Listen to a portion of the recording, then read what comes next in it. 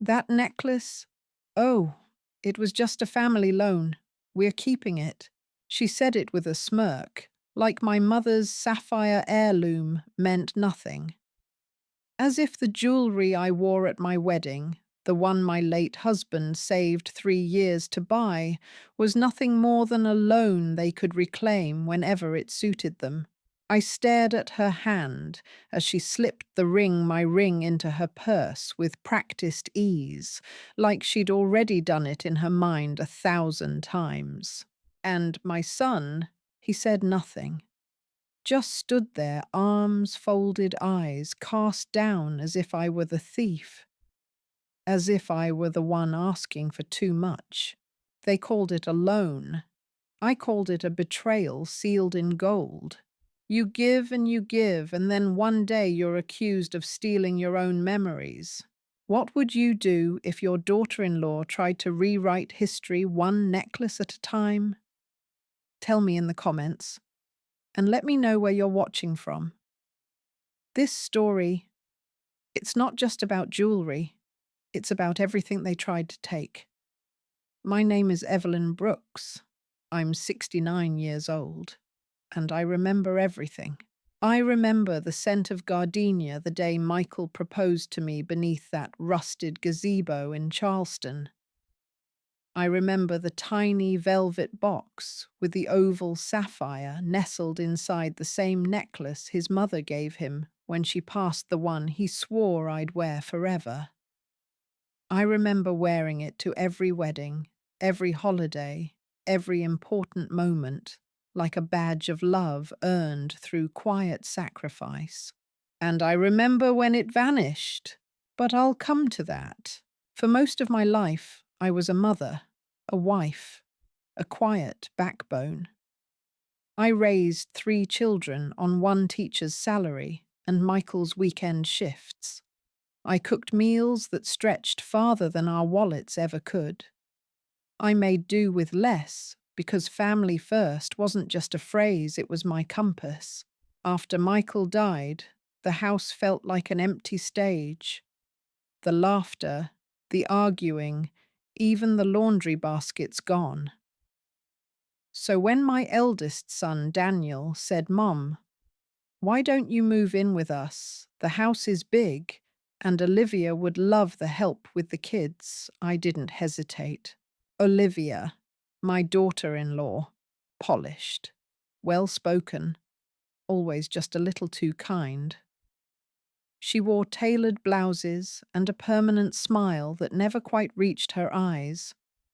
The kind of woman who printed itineraries for family outings, who spoke about boundaries more than she did about birthdays, who called me Evelyn even after I asked her gently to just say Mom. Still, I tried.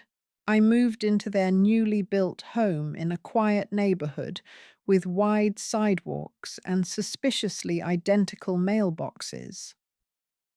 The guest room was lovely, neutral beige, crisp white sheets, and a dresser that I was asked not to overfill. The first month was fine. Olivia said she appreciated my help. I watched the kids when she ran errands. I taught little Grace how to braid. I brought over the family photo albums and placed them in the hallway bookcase. Then came the little corrections. "Evelyn, just so you know, we don't really do sugary snacks for the kids. Try not to mention death or religion around them, it's confusing. Maybe it's best if you don't pick them up from school without asking first." And then more subtly came the erasures. My framed wedding photo moved from the mantel to the bedroom. My holiday casserole was left untouched at Thanksgiving, replaced with a catered dish. The sapphire necklace, Olivia asked if she could borrow it for a charity gala. "It's so elegant," she said. "Classic like you." I handed it to her, foolishly flattered. "Just bring it back before the weekend." She smiled. "Of course," but it never returned to my jewelry box. A week passed. Then 2. I asked about it gently over tea.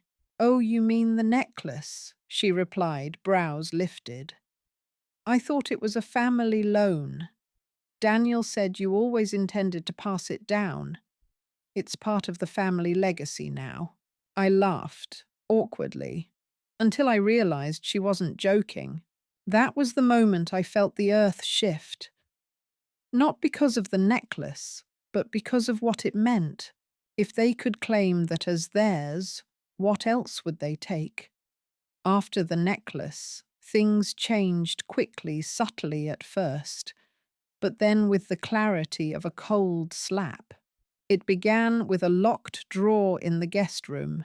I had noticed it one morning when I tried to place a stack of folded dish towels inside. The top drawer, one I'd used for weeks, was suddenly sealed shut.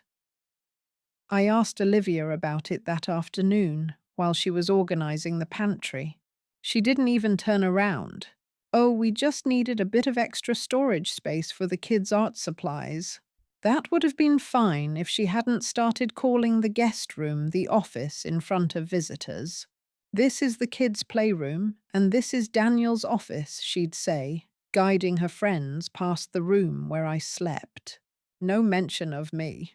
No trace of the woman who helped rock Grace to sleep just the night before. I tried to convince myself I was overthinking, that maybe she didn't mean harm. But I started to notice more.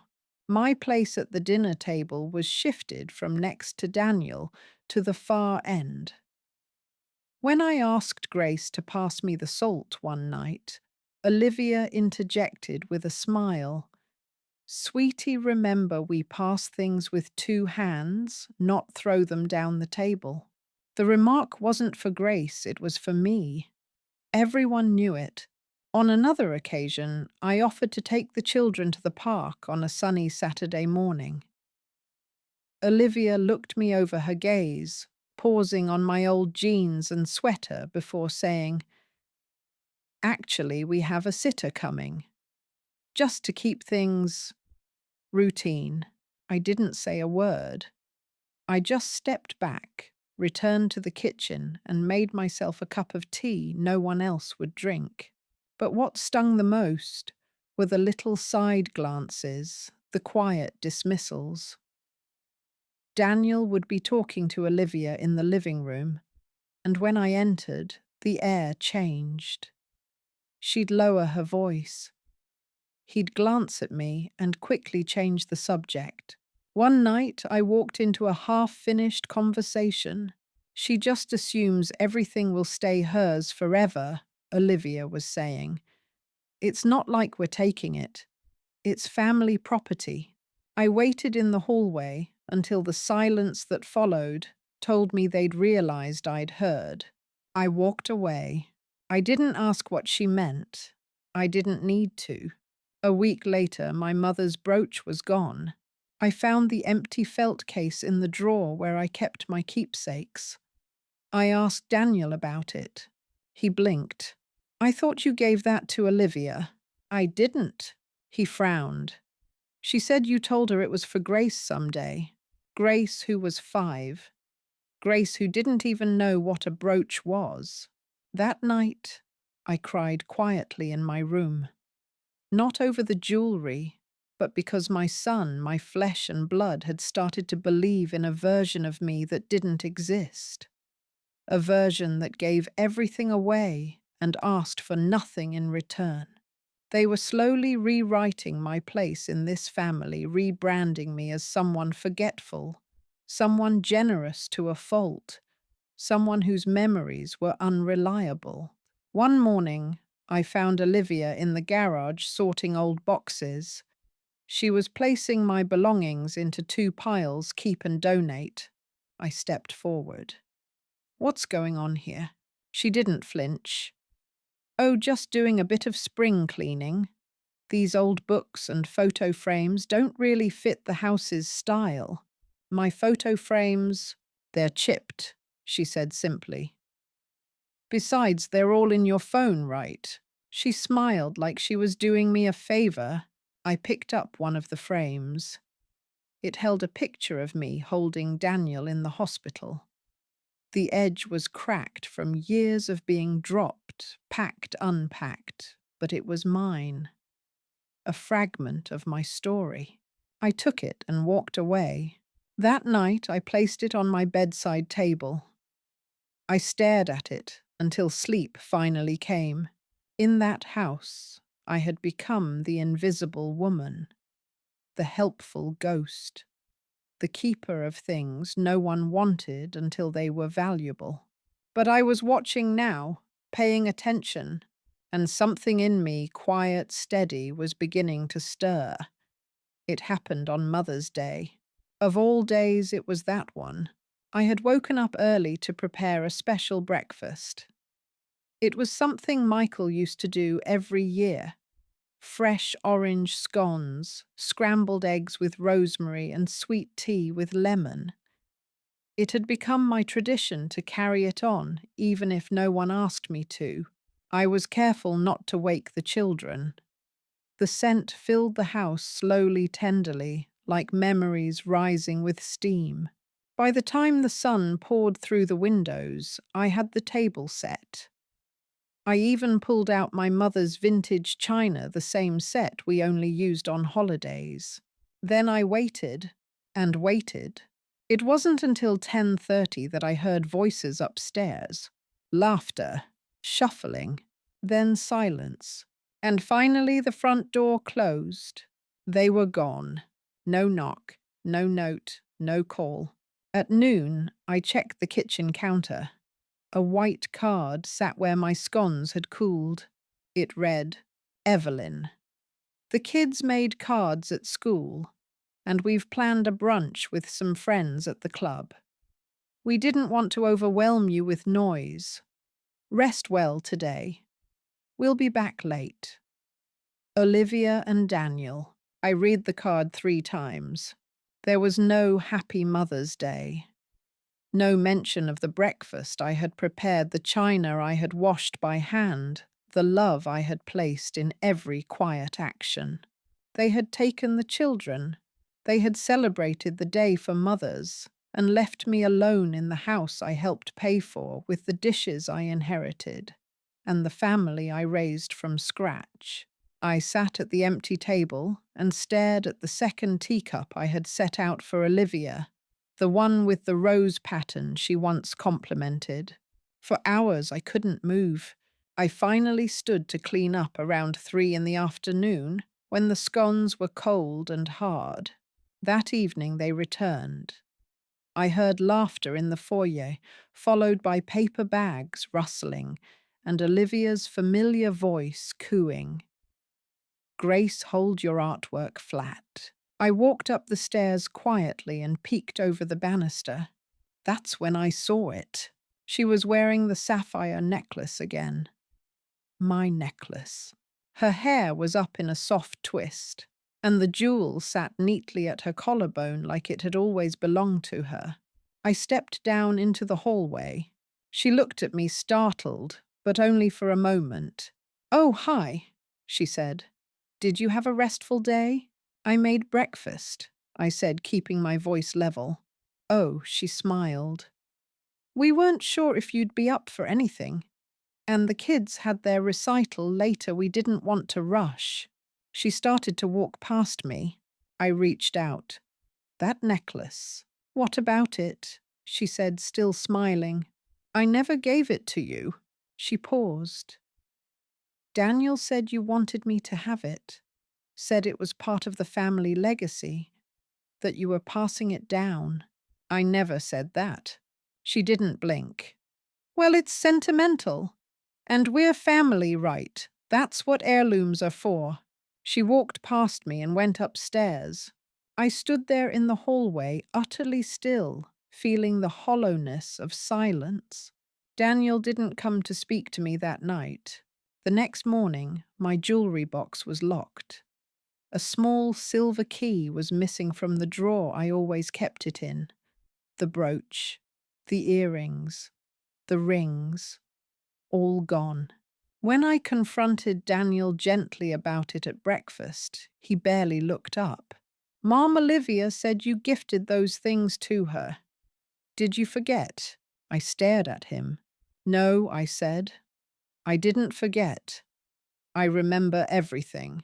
But he didn't believe me. Or worse, he did and just didn't care. That night, I called Margaret, an old friend from my teaching days. We hadn't spoken in over a year. But when she answered, I didn't even say hello. I need help, I whispered. She didn't ask questions. I'll be there in the morning, she replied. After I hung up, I sat at my small desk, surrounded by bare drawers and missing time. They thought I was fragile. They thought I was old, but I wasn't gone, not yet. The next morning I woke before the sun. Olivia and Daniel were still asleep. The house was silent, except for the occasional creak of the wooden stairs under my weight.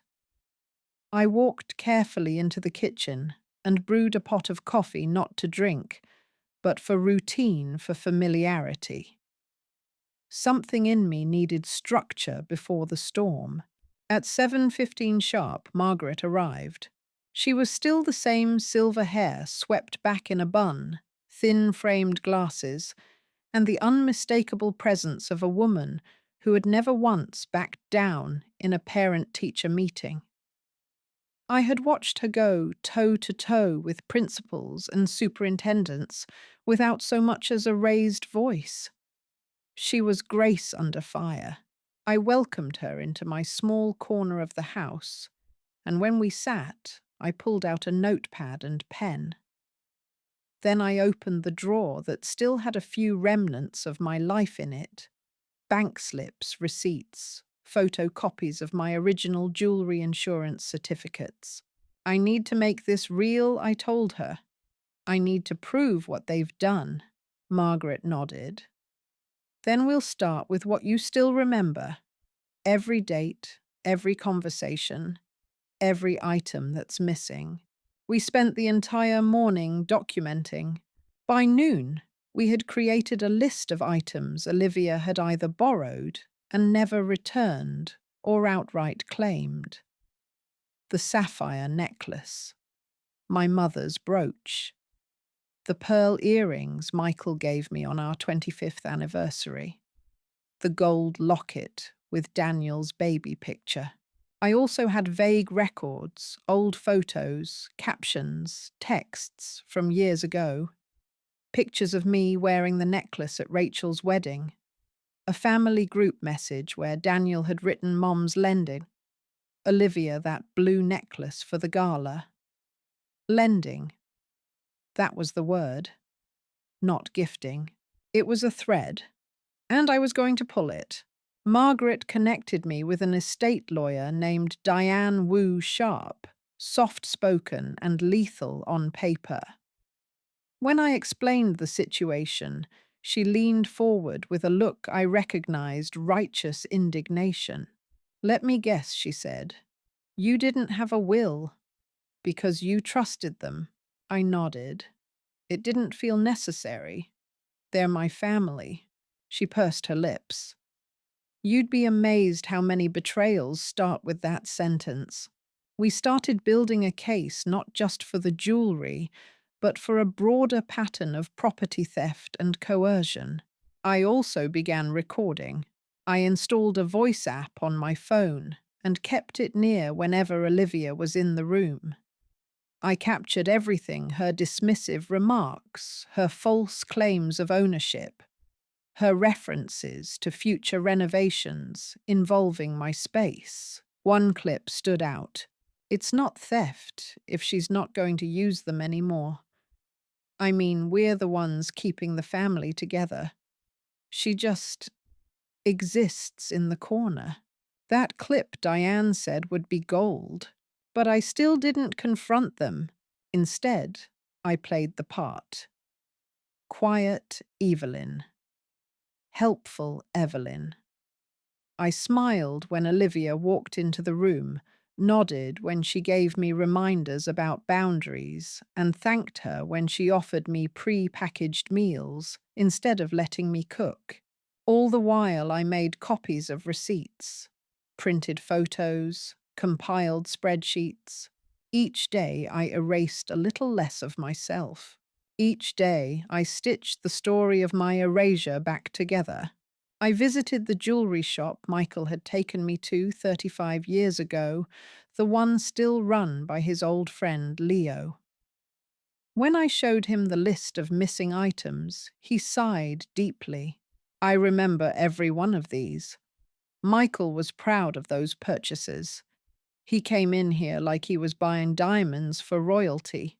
He was, I whispered. Leo offered to write a signed statement, confirming the origin value and purchase history of the items. Another stone in the foundation of my quiet resistance. By the end of the second week, Diane said we were ready. "Do you want to press charges?" she asked. "Not yet," I replied. "But I want them to know I remember. I'm not gone. And I will not be erased." Margaret squeezed my hand. It's time they remembered who raised this family. That night, I walked through the hallway and stopped at a family portrait, Daniel and Olivia smiling stiffly with the kids in matching sweaters. My frame had been cropped out. I took it down. I didn't say a word. I just walked back to my room with the picture pressed to my chest, heart pounding, not with fear, but with purpose. I was done being quiet. It was a rainy Thursday afternoon when everything came to a head. The air in the house was unusually tense, like it had absorbed the weight of secrets too long kept. Olivia was pacing the kitchen phone in hand, speaking in clipped tones to someone on the other end. Daniel sat at the counter, distractedly flipping through his work email but not reading anything. The kids were at school, and I was ready. I had spoken with Diane that morning. We had finalized a formal demand letter, a legal notice requesting the immediate return of my personal property, supported by dated documentation, recorded audio, and multiple witness statements, including one from Leo at the jewelry store. But I didn't hand over the envelope just yet. I waited until they were both together, cornered by silence and civility, and then I stepped forward. "Can we sit down?" I asked. Olivia barely looked at me. "Now's not a great time." Daniel sighed. "What's this about?" I placed the envelope on the kitchen island. "It's about the truth, and about what I will no longer allow to be stolen." Daniel stared at the envelope. "What is this, Mum?" Olivia smirked, arms crossed. "Another list of chores you think we forgot?" "No," I replied, voice calm. "It's a legal demand for the return of my jewelry and personal effects." Her smile faded. Daniel looked at me like I'd spoken a foreign language. "Wait. What?" "I've kept quiet," I said, meeting their eyes. "I gave you space. I trusted you. But you've taken from me quietly, slowly, and with just enough gaslighting to make me question my own memory." Olivia scoffed. "Gaslighting, Evelyn, that's dramatic." I tapped the phone on the counter. "Would you like to hear yourself say it? I have recordings." She blinked. "I have a signed statement from Leo confirming the sapphire necklace was purchased by Michael and never gifted outside our marriage. I have photos, receipts, and witness accounts. And if this goes to court, I'm prepared to file for damages." Daniel stood. "Mom, what are you doing?" "What you should have done," I said quietly. "Protecting what matters." He ran a hand through his hair. "It's just jewelry." "No," I said sharply. "It's not. It's history. It's marriage. It's memory. It's the things I was supposed to pass down when I chose. Not because Olivia decided it matched her blouse. Olivia's face flushed. Daniel looked between us, confused. You're really threatening to sue us. I looked at him, my son, the boy who once made me Mother's Day cards out of construction paper and macaroni. I'm not threatening, I said. I'm defending. There was a long silence. Then Olivia muttered, I can't believe you'd turn this into a legal circus. Over stuff. It's not about stuff I said. It's about respect. About not being rewritten in my own life story. I picked up the envelope and pushed it toward Daniel.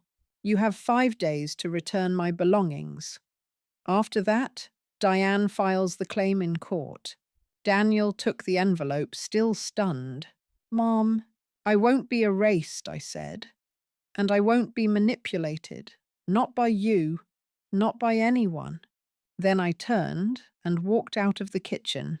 I didn't slam the door. I didn't look back. But I could feel the weight of what had finally shifted the balance of silence and truth. And I was no longer the one beneath it. The envelope sat unopened on the kitchen counter for 2 full days. No one spoke to me during that time. Not a word from Daniel. Not a glance from Olivia. Meals were eaten in separate corners. Footsteps grew quieter. The house, once filled with the sound of small talk and distant laughter, now echoed with avoidance. On the 3rd day, the envelope vanished.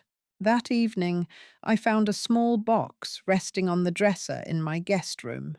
Inside were only 2 items, the sapphire necklace and the pearl earrings, both placed in new velvet pouches, clearly not mine.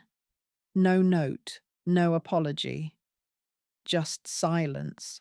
The brooch was still missing. So was the locket. The rest unaccounted for. I stood there for a long time staring at the box. My first instinct was to cry, but I didn't. Because even in returning some of what was mine, the gesture was empty. There was no acknowledgement of the wrong, only an attempt to pacify the consequence. I called Diane that night. They returned part of the jewelry I told her. They're trying to avoid a legal stain, she said flatly. You still have the right to pursue full restitution. I know, I replied, but something deeper had already shifted. This wasn't just about the jewelry anymore. This was about reclaiming my life entirely. So I took the next step. The following week, I met with my financial advisor and removed Daniel and Olivia from my living will. The trust funds I had established for the grandchildren would be placed under an independent trustee. If the kids reached out on their own one day, the funds would be there for college, for a home, for whatever they needed. But not a penny more would flow through the hands of the people who dismissed my worth. I also contacted the family accountant and terminated the monthly auto transfer of $2,000 I had been sending Daniel and Olivia since they first moved into that house. It had been my quiet way of helping covering childcare groceries, even Olivia's second master's degree. They never thanked me. Now they would learn what it meant to stand on their own. I packed my things in silence. Every photo, every book, every thread of my presence, I gathered it all in boxes marked return, donate, and reclaim. On my final morning in their home, I left a letter on the kitchen counter. Not because I owed it to them, but because I owed it to myself to speak finally without being interrupted. Daniel, you may never understand what it feels like to be erased slowly by the people you gave everything to.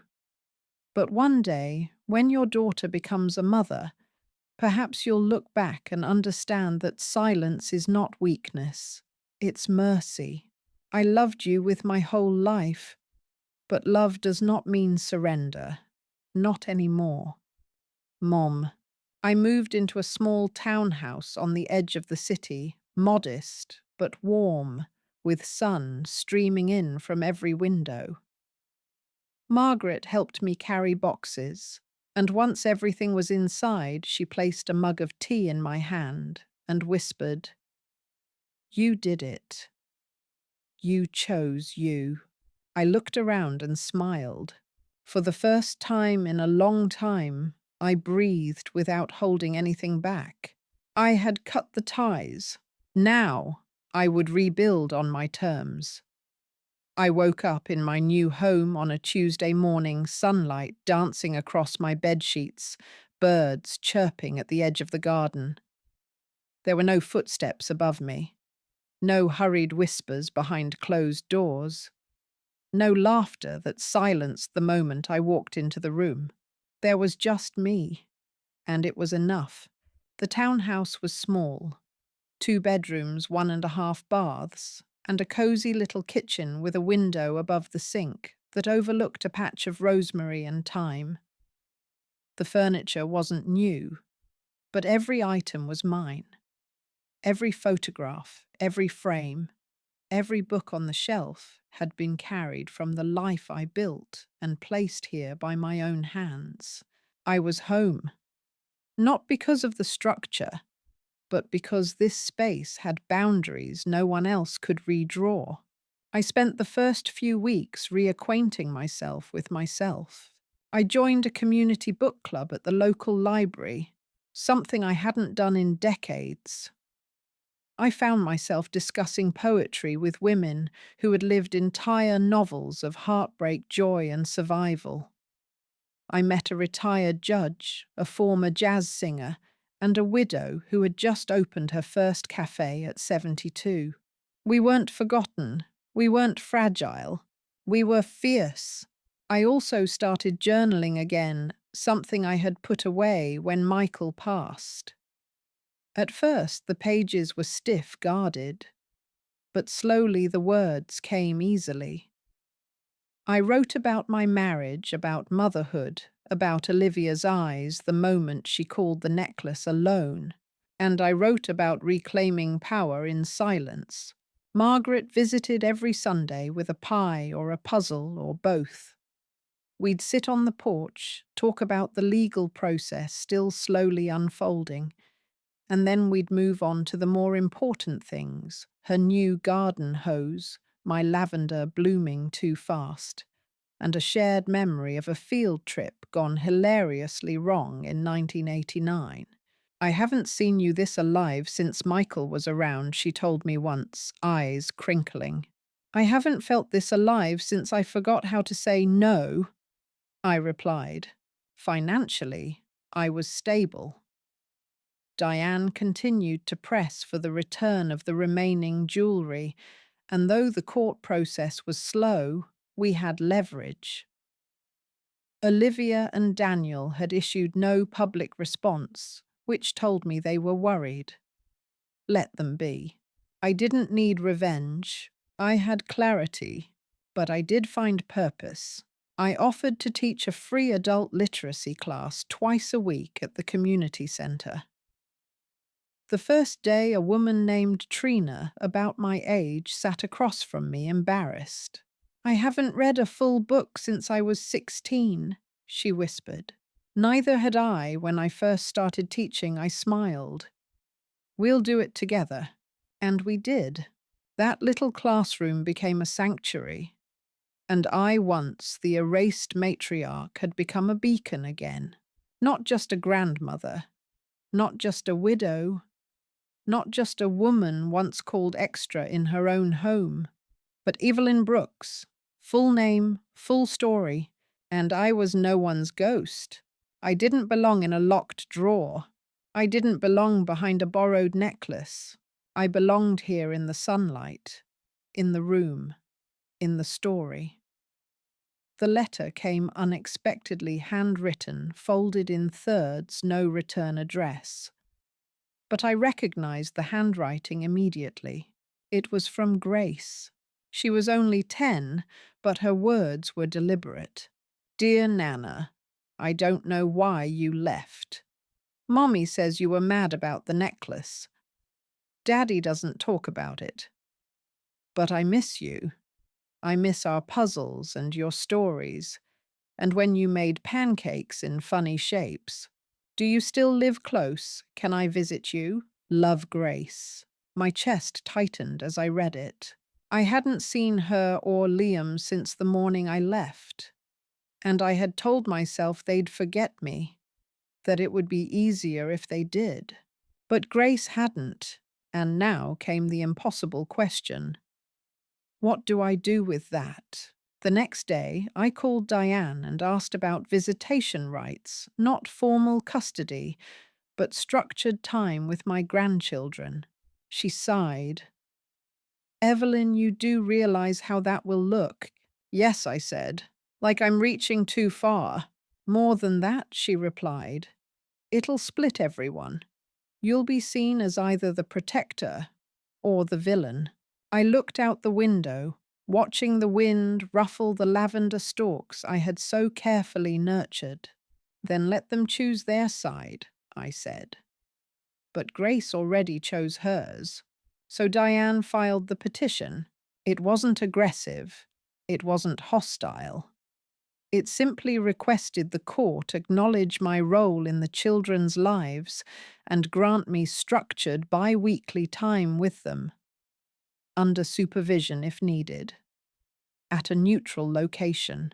When the paperwork arrived at Daniel and Olivia's door, the storm began. Olivia called first, furious. This is unbelievable, Evelyn. First you take legal action over jewelry, and now you're dragging the kids into this. I'm not dragging them, I said calmly. I'm showing up for them. They're confused. You're confusing them. Grace isn't confused, I replied. She's heartbroken, and your silence doesn't heal her. Then she said the words that shattered the last brittle piece of diplomacy between us. You're not the mother anymore. You're the past. I'm the legacy now. I didn't yell. I didn't cry. I just ended the call and waited. The internet did the rest, because somehow someone leaked the story. A concerned family member posted anonymously on a parenting forum about a grandmother suing her own family over jewelry and visitation. It spread fast. Opinions exploded. She's overstepping. Let the parents raise their own kids. Sounds like entitlement.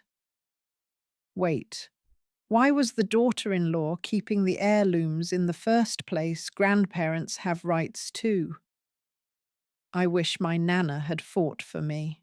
Even my book club debated it without realizing it was my story. The world had split two camps, those who saw me as clinging to control, and those who saw me as reclaiming my place. And me, I didn't need their permission. I just needed grace. 2 weeks later, I received another letter. This time, Daniel's handwriting. Mom, the court wants mediation. Olivia is furious. I'm tired. I don't know what happens next, but I know Grace won't stop asking about you. So maybe, just maybe, this is something we need to figure out. I folded the letter slowly, carefully. The court date was set for spring. I didn't know what the judge would decide. I didn't know if Olivia would ever speak to me again. I didn't know if I had gone too far. But I did know one thing. I didn't come this far to disappear quietly again. Did I go too far? Maybe. But for the first time, I went far enough. It was the first warm afternoon of spring when I saw her again. Grace. She sat beneath the old magnolia tree at the edge of the community garden, swinging her legs above the roots like she used to do in the kitchen back when her feet couldn't touch the floor. She held a small notepad and a pencil, her nose crinkled in concentration. I didn't approach right away.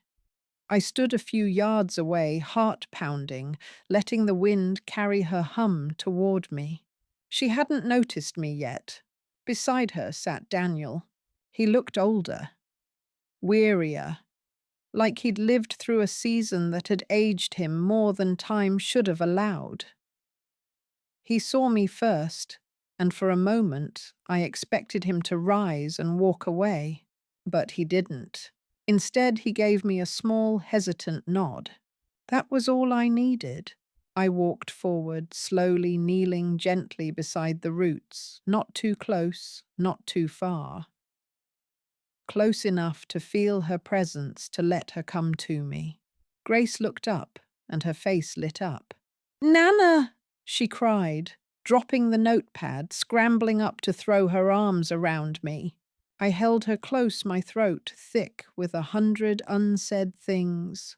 She smelled like grass and markers, and the wildness of a childhood unbroken. "I missed you," she whispered. "I missed you more," I managed to say. Daniel sat quietly as we embraced, letting the moment be ours. When Grace returned to her drawing, he finally spoke. "I don't know what happens after today," he said. "Olivia's still processing." I nodded. "I'm not here to win. I'm just here to be." He looked at me, really looked at me for the first time in years. "You were never trying to take anything," he said quietly. "No," I replied. "Only to protect what shouldn't have been stolen." He took a breath. "Maybe I let too much slide."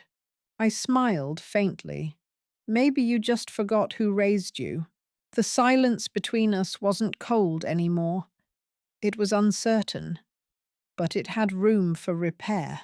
Later, as the sun dipped behind the trees, Grace handed me her notepad. On the page was a drawing of the two of us beneath a tree, just like this one, holding hands. Above it, in her handwriting, "Some roots never go away." I kissed her forehead and handed the drawing back. As I stood to leave, Daniel asked, "Will you come again?" "If I'm welcome," I said. He paused. "I think you always were. We just forgot how to show it." I walked home in silence, but not the kind that stings. It was the kind that heals. I didn't get all my jewelry back. I didn't get an apology the way I once imagined it. But I got something better. I got to reclaim the only thing that couldn't be locked away or repackaged in a velvet box. My place in my own story. And in the end, that was worth more than any sapphire ever could be. I didn't choose the house. I chose not to be erased. I'm Evelyn Brooks, and I've returned to the page I never should have been written off. Have you ever watched something that belonged to you? Your memories, your voice, your place be quietly taken, then justified? Have you ever been told that your most sacred treasures were just a loan? That your legacy was no longer yours to protect? I told this story not for revenge, but for every woman, every mother, every grandmother who has ever sat in silence while the world around her was rearranged without her permission. Because silence can be strength, but silence should never be the cost of dignity. Have you ever been erased from the life you helped build? Have your gifts been twisted into debts? Tell me your story in the comments. Let me know where you're watching from. You are not alone, not forgotten, and never too late to be heard. And if this story moved you, if it reminded you of someone you love or something you've lost, please subscribe, because this isn't the end. It's only one page in a library full of voices still waiting to be written.